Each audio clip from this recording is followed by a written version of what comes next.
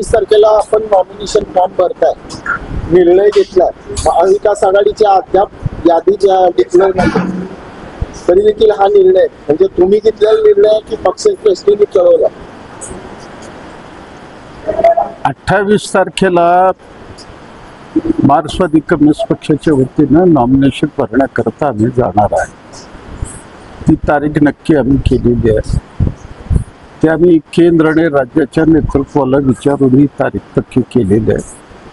त्या दिवशी स्वतः राज्याचे नेते कॉम्रेड उदय नारकर आणि पोलिट ब्युरोचे मेंबर डॉक्टर अशोक ढवळे दोघंही येणार आहेत त्या ठिकाणी. काल डॉक्टर अशोक ढवळे, कॉम्रेड उदय नारकर, डॉक्टर रेगे या तिघांनी यशवंतराव चव्हाण सभागृहामध्ये नामदार शरद पवार, जयंत पाटील, राऊत, अनिल देसाई यांच्याशी शहर मध्यच्या जागेसंबंधी प्रदीर्घ चर्चा केली.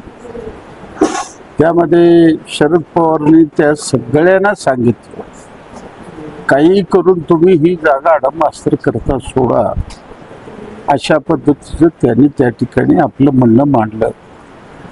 परंतु काँग्रेसचे सगळे लोक दिल्लीत असल्यामुळं काल ती चर्चा होऊ शकली नाही. आज पुन्हा दुपारी 3 वाजता महाविकास आघाडीची बैठक आहे. या बैठकीमध्ये शहर मध्य संबंधीची चर्चा होणार आहे. त्याच पद्धतीनं काँग्रेस पक्षाचे राष्ट्रीय अध्यक्ष श्रीमान मल्लिकार्जुन खरगे यांना आज प्रकाश करात हे स्वतः भेटणार आहेत आणि शहर मध्ये ती जागा सोडून घेण्याकरता प्रयत्न करणार आहेत. दिल्लीवरून प्रयत्न चालू आहे, मुंबईवरून सुद्धा प्रयत्न चालू आहे. आमची अपेक्षा आहे या 2-3 दिवसामध्ये शहर मध्येचं महाविकास आघाडीकडून सुटेल अशी अपेक्षा आहे. म्हणून आम्ही 28ला उमेदवारी अर्ज भरत आहे. आमची विनंती राहणार आहे महाविकास आघाडीच्या सगळ्या नेत्यांना की आपण नॉमिनेशनला या, एकजुटीनं आपण ही शहर मध्यची जागा जिंकूया आणि भारतीय जनता पक्ष आणि त्यांची जी युती आहे या युतीचा पराभव करूया असं मी कळकळीचं आव्हान करत आहे. लोकसभेला भिक्षंत पाठिंबा देणारे मास्तर आज त्यांना पाठिंबा मागतायत. इतकी नैतिकता राजकारणात उरली नाही का? आता असं आहे, या गोष्टीची जबाबदारी काँग्रेस पार्टीनं घ्यावं आणि त्यांना आमचं विनंती आहे, आघाडीमध्ये लहान पक्षाला सांभाळल्याशिवाय तुमची आघाडी सत्तेवर येणार नाही आहे. हरियाणामध्ये जी चूक झाली ती महाराष्ट्रात करू नका, एवढीच त्यांना माझी विनंती आहे.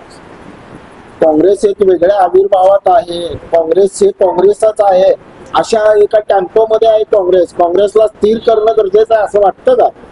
आता अशा पद्धतीचं आमचं म्हणणं नाही आहे. ते आमचं म्हणणं ऐकून घेतात, आम्हाला बोलवतात, चर्चा करतात. याच्यावरनं आम्हाला अपेक्षा आहे की जवळजवळ 99% जागा CPMला सुटलेला आहे. आज प्रकाश करात आणि मल्लिकार्जुन खरगेची भेट झाली तर प्रश्न संपेल.